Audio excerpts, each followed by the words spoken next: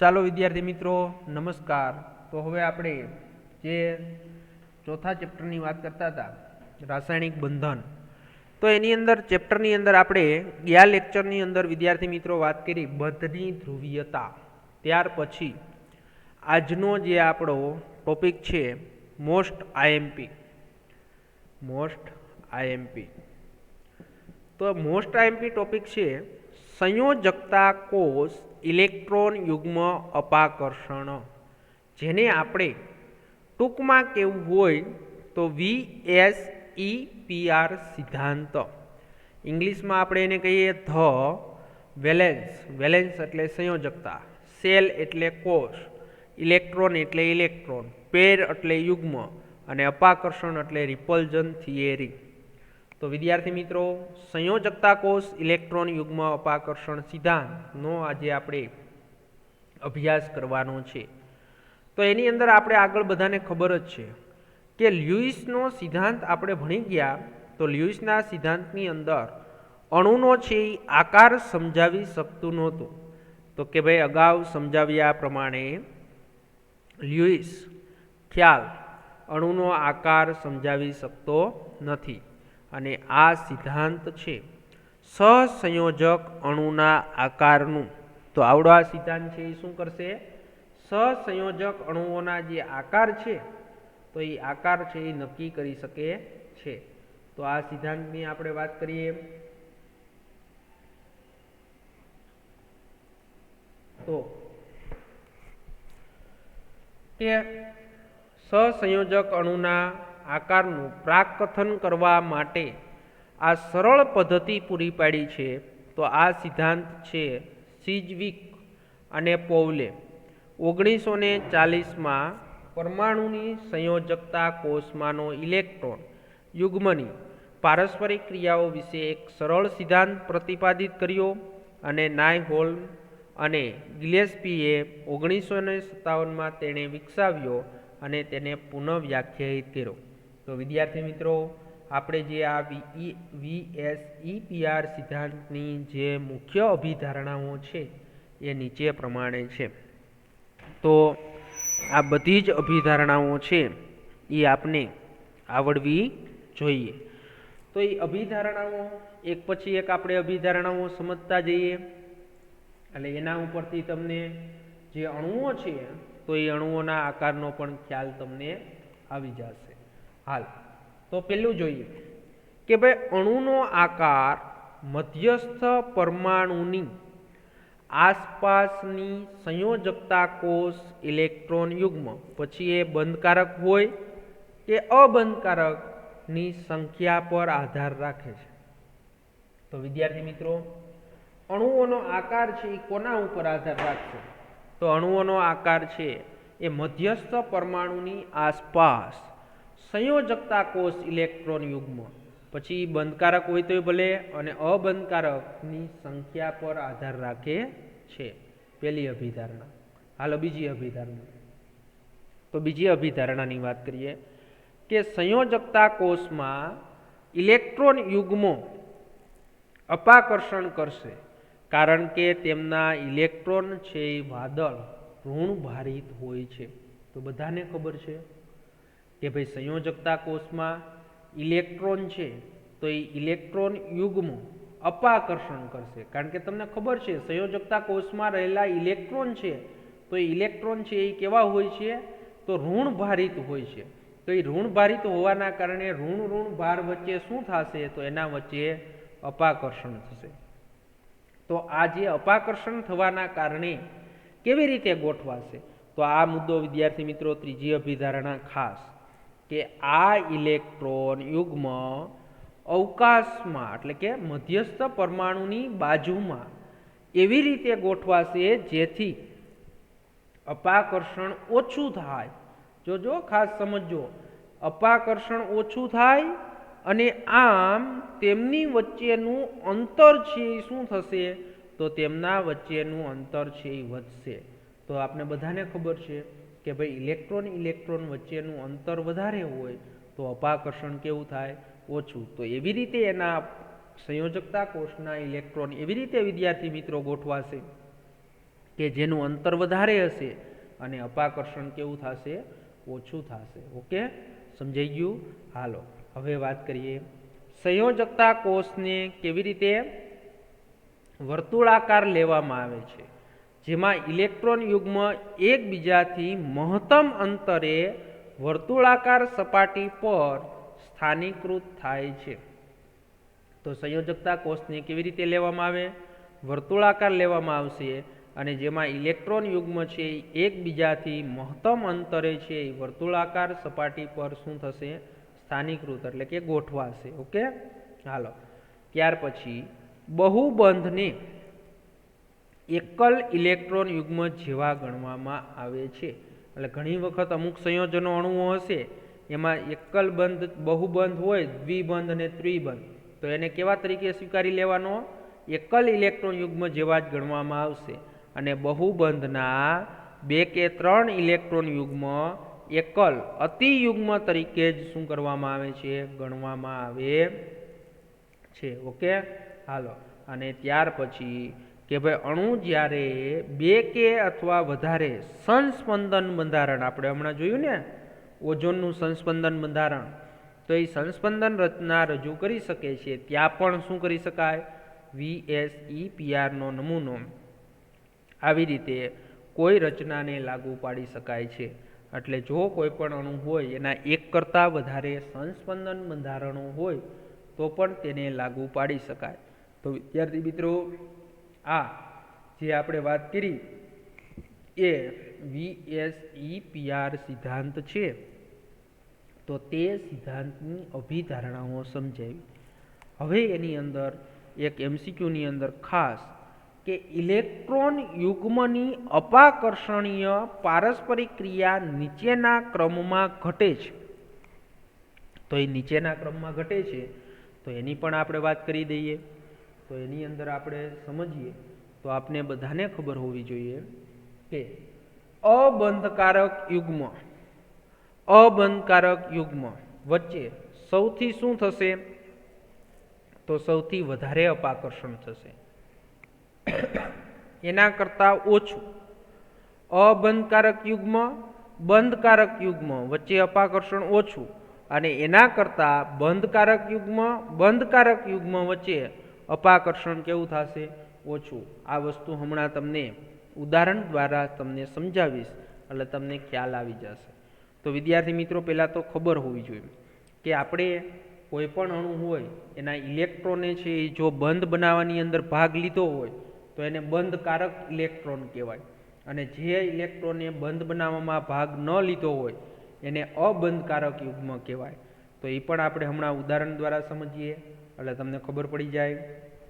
હાલો, તો નાયહોલ્મ અને ગિલેસ્પીએ VSEPR નમૂનાને પુનઃવ્યાખ્યાયિત કર્યો અને ઇલેક્ટ્રોનના અબંધકારક યુગ્મ અને બંધકારક યુગ્મ વચ્ચેનો અગત્યનો ભેદ સમજાવ્યો કે જ્યારે અબંધકારક યુગ્મ મધ્યસ્થ પરમાણુ પર સ્થાનીકૃત હોય ત્યારે દરેક બંધકારક યુગ્મ બંને પરમાણુ વચ્ચે ભાગીદારી બને છે અને આને પરિણામે અબંધકારક ઇલેક્ટ્રોન યુગ્મ બંધકારક યુક્ત ઇલેક્ટ્રોન યુગ્મ કરતાં શું કરે છે? વધારે જગ્યા રોકે છે. અને આના પરિણામે અબંધકારક ઇલેક્ટ્રોનના યુગ્મ વચ્ચે અબંધકારક યુગ્મ અને બંધકારક યુગ્મ અને બંધકારક યુગ્મ અને બંધકારક યુગ્મની વચ્ચે જે અપાકર્ષણ થાય છે તો એ અપાકર્ષણનો એને શું આપ્યો? તો અપાકર્ષણનો ક્રમ આપ્યો છે. તો એની સરખામણીમાં વધારે અપાકર્ષણ છે એ પરિણમે છે. તો આ અપાકર્ષણની અસરથી આદર્શ આકાર અને અણુઓમાં છે એ બંધ કોણના ફેરફાર છે એની અંદર વિચલન છે એ વિચલનમાં પરિણમે છે. તો એનું હમણાં ઉદાહરણ જે આપણે આ વાત કરી એનું હમણાં એક ઉદાહરણ આવશે. NH3, H2O અને CH4 આ ત્રણેય ઉદાહરણ ઉપરથી આપણે અબંધકારક વચ્ચે લાગતું અપાકર્ષણ, અબંધકારક અને બંધકારક વચ્ચે લાગતું અપાકર્ષણ અને બંધકારક ઇલેક્ટ્રોન યુગ્મ વચ્ચે લાગતું અપાકર્ષણની આપણે વાત હમણાં સમજશું. ઓકે, હાલો તો VSEPR સિદ્ધાંતની મદદથી ભૌમિતિક આકારનું પ્રાકથન કરવા માટે અણુઓને છે બે વિભાગમાં વેચી દેવામાં અનુકૂળ બને છે. કેવી રીતે? કે ભાઈ એક એવી રીતે આપણે વિભાગ પાડી નાખો કે અણુઓ છે જેમાં મધ્યસ્થ પરમાણુને અબંધકારક ઇલેક્ટ્રોન યુગ્મ હોતું નથી. એટલે કે આપણે અણુની અંદર જે મધ્યસ્થ પરમાણુ છે તો એ મધ્યસ્થ પરમાણુની અંદર અબંધકારક ઇલેક્ટ્રોન યુગ્મ ન હોય અને એક એવો વિભાગની અંદર વેચી દીધું કે અણુઓ કે જેમાં મધ્યસ્થ પરમાણુને એક અથવા વધારે શું હોય? અબંધકારક યુગ્મ હોય છે.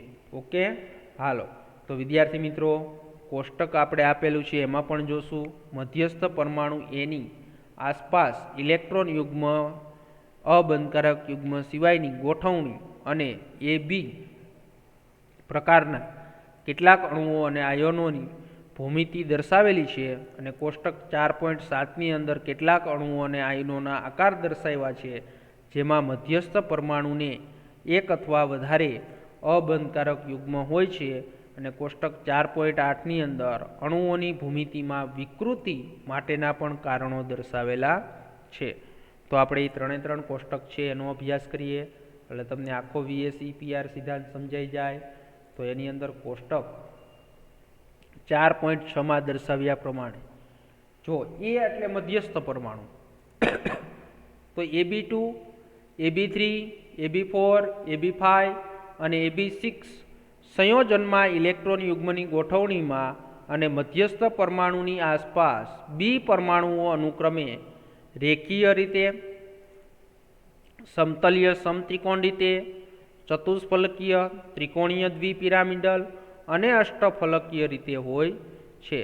તો આવી જ ગોઠવણી BF3 એટલે એને શું કહેવાય? જો B એટલે બોરો મધ્યસ્થ પરમાણુ એટલે A, F3 એટલે B3, એવી જ રીતે CH4 એટલે AB4, PCl5 નું ઉદાહરણ AB5 જેવા અણુઓ નીચે દર્શાવ્યા પ્રમાણે તેમના દડા અને સળીના નમૂનાના દર્શાવેલા છે.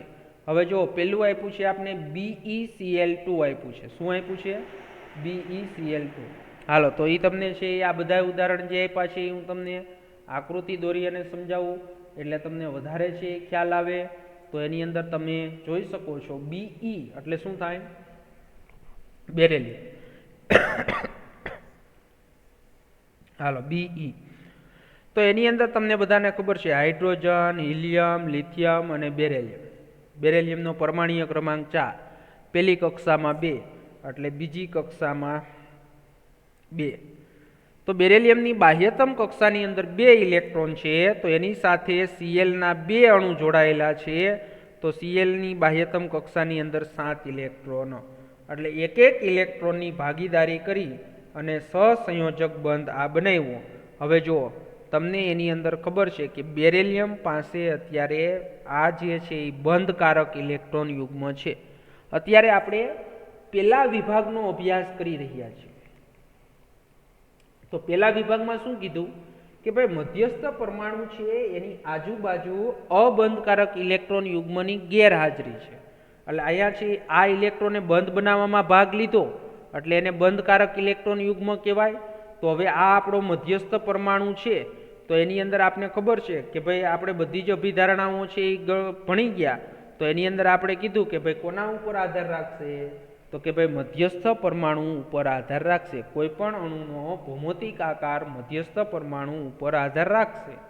હવે કે ભાઈ બેરેલિયમ છે એના જે સંયોજકતા કોષના ઇલેક્ટ્રોન છે એને આપણે વર્તુળાકારે લેવામાં આવે છે અને તેની ફરતે એવી રીતે ગોઠવવાના છે તમારે કે જેના કારણે શું થશે? અપાકર્ષણ ઓછું અને ઇલેક્ટ્રોન વચ્ચેનું છે એ અંતર વધારે. તો તમને બધાને ખબર પડી જાય કે આ જે ખૂણો છે એ તમે 180નો ખૂણો એટલે કે રેખીય રીતે જો ગોઠવણી કરશો તો એની અંદર અપાકર્ષણ ઓછું થશે અને અંતર મહત્તમ થશે. એટલે BeCl2નો આકાર કેવો થાય? તો રેખીય. Be પરમાણુ છે એ મધ્યસ્થ પરમાણુ છે એટલે આપણે એને A નામ આપ્યું. Cl છે એ બાજુમાં ગોઠવાયેલા પરમાણુ છે એટલે આપણે એને B નામ આપવું છે. એટલે શું થઈ ગયું? AB2. તો જો AB2 પ્રકારના અણુઓ હોય તો એને છે એ શું કહેવાય? તો એનો આકાર હંમેશા કેવો હોય? તો રેખીય હોય. અને એના વચ્ચેનો બંધકોણ છે એ કેટલો હોય? તો બંધકોણ છે એ 180નો બંધકોણ હોય. ઓકે, સમજણ પડી ગઈ? હાલો, બીજું ઉદાહરણ મારે તમને આપવું છે BF3. જો તમારે કોઈના આકાર છે એ ગોખવાના નથી હો. BF3 તમારે આમ બોરોન લખો, મધ્યસ્થ પરમાણુ. તો હવે એની અંદર તમને બધાને ખબર છે એની બાહ્યતમ કક્ષાની અંદર 3 ઇલેક્ટ્રોન. બોરોનનો પરમાણ્વીય ક્રમાંક કેટલો? 5. એટલે બાહ્યતમ કક્ષાની અંદર 3 ઇલેક્ટ્રોન. હવે એની ફરતે તમે 3 ફ્લોરિનને ગોઠવા, તો એ કેવી રીતે તમે ગોઠવશો? જેના કારણે છે એ અંતર મહત્તમ થશે અને એનો છે એ અપાકર્ષણ ઓછું થશે. તો બધાને ખબર પડે કે ભાઈ આ BF3 ને તમારે ગોઠવવા હોય તો આ જે ખૂણો કેટલાનો રાખવો પડે? આખું સર્કલ 360નું હોય તો આ ખૂણો કેટલાનો હોય? 120 અંશનો. તો 120 અંશનો ખૂણો હોય તો આનો આકાર કેવો થઈ જાય? તો સમતલીય ત્રિકોણ. કેવો આકાર થાય? સમતલીય ત્રિકોણ. અને આ જે અણુ છે એની ટાઈપ તમારે કેવી હોય? ટાઈપ B એટલે A, બોરોન એટલે A, મધ્યસ્થ પરમાણુ. કેટલા જોડાના ફ્લોરિન? 3. એટલે શું થશે? AB3. આની ટાઈપ કઈ થઈ? AB3. તો AB3 એટલે શું થશે? તો સમતલીય ત્રિકોણ. અને એના વચ્ચેનો બંધકોણ છે એ બંધકોણ કેટલાનો થયો? 120 અંશનો. ઓકે, હાલો, તો એવું હજી એક ઉદાહરણ લઈએ આપણે CH4. તો હાલો, કાર્બન. કાર્બનની બાહ્યતમ કક્ષાની અંદર કેટલા ઇલેક્ટ્રોન હોય? 4. એની સાથે કેટલા હાઇડ્રોજન જોડાણા? 4 હાઇડ્રોજન. હવે તમે એને કેવી રીતે ગોઠવશો કે જેના કારણે એનું અંતર છે એ મહત્તમ થાય અને અપાકર્ષણ ઓછું થાય? તો બધા જ વિદ્યાર્થી મિત્રોને ખબર છે કે ભાઈ CH4 છે આ બધા જ ખૂણા છે એ કેટલાના થાય? 109.5 અંશના થશે. અને આનો આકાર છે એ કેવો થશે? તો આનો આકાર છે સમચતુષ્ફલકીય. કેવો આકાર થાય? સમચતુષ્ફલકીય. તો આનો આકાર છે એ સમચતુષ્ફલકીય આકાર થાય. અને આની ટાઈપ નક્કી કરવી હોય તો AC એટલે મધ્યસ્થ પરમાણુ. કેટલા જોડાણા? 4. એટલે શું થશે? AB4. સોરી, શું થશે? AB4. તો AB4 નો આકાર શું થાય? સમચતુષ્ફલકીય. ઓકે, હાલો, તો એનો આકાર કેવો થઈ ગયો? સમચતુષ્ફલકીય. હવે આપણે એની અંદર શું કરીએ? તો એની અંદર આપણે એક ઉદાહરણ લેવું છે PCl5. તો તમને બધાને ખબર છે ફોસ્ફરસ. તો આ મેં ફોસ્ફરસ. ફોસ્ફરસની બાહ્યતમ કક્ષાની અંદર 5 ઇલેક્ટ્રોન. તો કેવી રીતે ગોઠવાશે? તો પેલા એક આ ત્રિકોણમાં ગોઠવા. તો ત્રિકોણમાં અહીંયા PCl5 એટલે અહીંયા Cl જોડાણો, અહીંયા છે પણ Cl જોડાણો અને અહીંયા પણ Cl જોડાણો. એટલે આ શું થઈ ગયું? ત્રિકોણ બની ગયું ને. હવે એક ફોસ્ફરસની ઉપર અને એક ફોસ્ફરસની નીચે, સમતલની ઉપર અને સમતલની નીચે. આ જો એક સમતલની અંદર છે હો ત્રિકોણ. એટલે હવે ઉપર અને નીચે. તો એની અંદર તમને બધાને ખબર છે કે આ સમતલનો જે આ 3 બંધ છે એનો બંધકોણ કેટલાનો હોય? તો એનો બંધકોણ 120 અંશનો હોય. પછી સમતલની ઉપર એટલે આ કાટખૂણો થઈ ગયો. તો આ બંધ છે એ કેટલા અંશનો હોય? બંને 90 અંશના હોય. તો એની સાથે પણ એક એક શું જોડાઈ ગયા? Cl. તો આનો આકાર છે એ કેવો થઈ ગયો? ત્રિકોણીય દ્વિપિરામિડલ થઈ ગયો. આ ત્રિકોણ અને દ્વિપિરામિડલ એટલે ઉપર આવી રીતે અને આવી રીતે નીચે. એટલે આને શું કહેવાય? ત્રિકોણીય દ્વિપિરામિડલ. તો આ ત્રિકોણીય દ્વિપિરામિડલની આપણે ટાઈપ નક્કી કરવી હોય તો ફોસ્ફરસ 1 એટલે A મધ્યસ્થ પરમાણુ. Cl કેટલા? 5. એટલે શું થાય? AB5. અને AB5 હોય તો એનો આકાર કેવો છે? તો AB5 નો આકાર કેવો થશે? ત્રિકોણીય દ્વિપિરામિડલ. સમજાઈ ગયું વિદ્યાર્થી મિત્રો? હાલો, હવે જો એ વસ્તુ તમને ઉપર જે આપી છે એ હવે સમજાશે. આપણે જોયું AB2. શું જોયું આપણે? AB2. તો AB2 ટાઈપ છે. તો AB2 ટાઈપ છે તો એનો આકાર કેવો થયો? રેખીય થઈ ગયો. હમણાં જોયું. AB3 સમતલીય સમત્રિકોણ.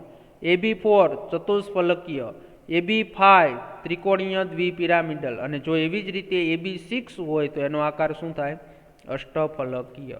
ઓકે, સમજાઈ ગયું? હાલો, તો હવે આપણે એની અંદર આગળ વાત કરીએ તો VSEPR સિદ્ધાંત ખાસ કરીને પી વિભાગના તત્વના સંયોજનના મોટા ભાગના અણુઓની ભૂમિતિનું પ્રાકથન કરી શકે છે અને બે શક્ય રચનાઓ વચ્ચે ઊર્જાનો જે ફેરફાર ઓછો હોય ત્યારે પણ ખૂબ જ ચોકસાઈથી ભૂમિતિ નક્કી કરવામાં ઘણો સફળ રહ્યો છે અને VSEPR સિદ્ધાંતનો સૈદ્ધાંતિક પાયો ઇલેક્ટ્રોન યુગ્મ અપાકર્ષણની આણ્વીય આકાર પર અસરને સમજાવવામાં સ્પષ્ટ નથી અને તે શંકા અને ચર્ચાનો વિષય તરીકે આપણે આગળ ચાલુ રાખશું.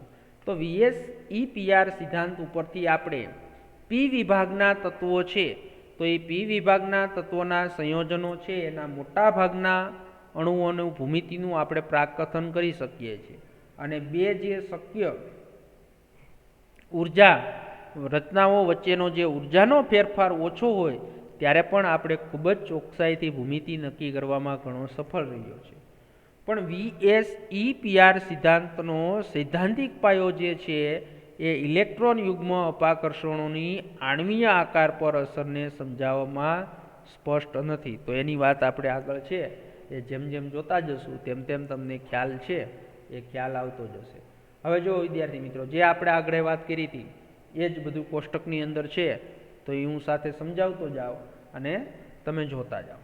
જો ઇલેક્ટ્રોન યુગ્મની સંખ્યા, ઇલેક્ટ્રોન યુગ્મની ગોઠવણી, આણ્વીય ભૂમિતિની રચના અને એના ઉદાહરણો તો એ આપણે હમણાં જોયા જ કે જો એની અંદર ઇલેક્ટ્રોન યુગ્મ કીધું છે એટલે જોડવો, તો એની અંદર એની ફરતે જો અહીંયા બે યુગ્મ ગોઠવાના છે એટલે ઇલેક્ટ્રોન યુગ્મની સંખ્યા 2, તો આકાર ખૂણો 180 નો થાય એટલે એનો આકાર રેખીય. તો એના ઉદાહરણ આપ્યા BeCl2 અને HgCl2. જો 3 હોય ઇલેક્ટ્રોન યુગ્મની સંખ્યા તો એનો આકાર હમણાં જ આપણે કીધું સમતલીય સમત્રિકોણ ખૂણો 120 અંશનો, આ એનું બંધારણ અને એનું ઉદાહરણ BF3. જો ઇલેક્ટ્રોન યુગ્મની સંખ્યા કેટલી હોય 4 તો આકાર કેવો થઈ જાય સમચતુષ્ફલકીય, ખૂણો કેટલાનો બને 109.5 અંશનો.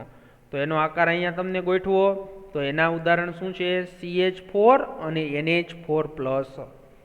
ઓકે, હાલો એવી જ રીતે 5 અને 6 ની વાત કરી તો એની અંદર જો આપણે ઇલેક્ટ્રોન યુગ્મની સંખ્યા 5 તો આકાર હમણાં જ આપણે દોર્યો ત્રિકોણીય દ્વિપિરામિડલ, એનો આકાર અહીંયા તમને દર્શાવ્યો છે તો એનું ઉદાહરણ શું આપ્યું PCl5.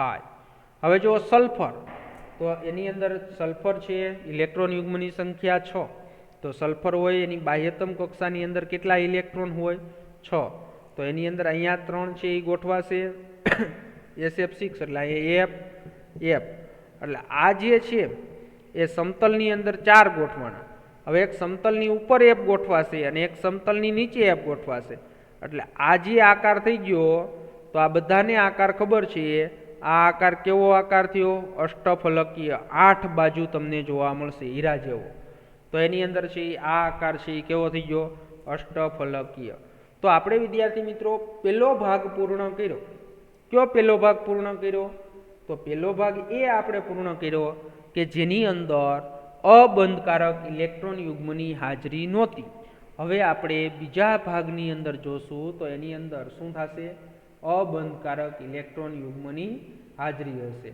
તો એ અબંધકારક ઇલેક્ટ્રોન યુગ્મની હાજરી તો એ છે એની અંદર આપણે આ છે એ આપણે આવતા લેક્ચરની અંદર રાખશું કારણ કે આ તમને વધારે સમજાવવું પડે એમ છે. એટલે આવતા લેક્ચરની અંદર જે આપણે પહેલું જે કોષ્ટક 4.6 ભણી ગયા એ સાદા અણુઓ હતા. ઓકે, હવે આપણે એની અંદર છે એ આવતા લેક્ચરની અંદર છે એ સાદા અણુઓ અને આયનો જેમાં મધ્યસ્થ આયનની એક અથવા વધારે અબંધકારક ઇલેક્ટ્રોન યુગ્મ હોય તો તેમનો આકાર અને ભૂમિતિ કેવી રીતે નક્કી કરાય તો એ 4.7 અને 4.8 કોષ્ટક છે એ આવતા લેક્ચરની અંદર વિદ્યાર્થી મિત્રો આપણે અભ્યાસ કરશું. અહીંયા સુધી VSEPR સિદ્ધાંતની અભિધારણાઓ છે એ કમ્પ્લીટ તૈયાર કરી નાખજો. એટલે એ પણ પ્રશ્ન છે એ મોસ્ટ આઈએમપી છે અને એની અંદર વચ્ચે જે લાગતું અપાકર્ષણ છે એ અત્યારે તમારે સમજવાનું, એ આના પછીના લેક્ચરમાં આવશે ત્યારે પાછું હું તમને સમજાવીશ. ઓકે, હાલો અહીં સુધી કમ્પ્લીટ તૈયારી કરી નાખજો.